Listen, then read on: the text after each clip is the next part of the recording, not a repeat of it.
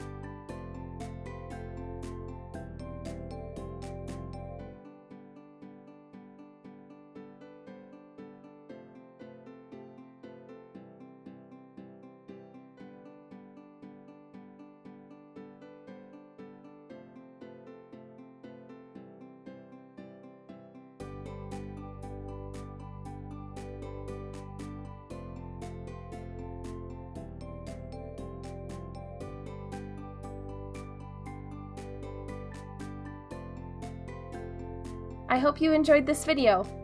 One way to help keep this channel free is by sharing it with your friends. I love when you tag me on Instagram too. You can find me at Snowberry Design Co. Thanks again for watching. Bye!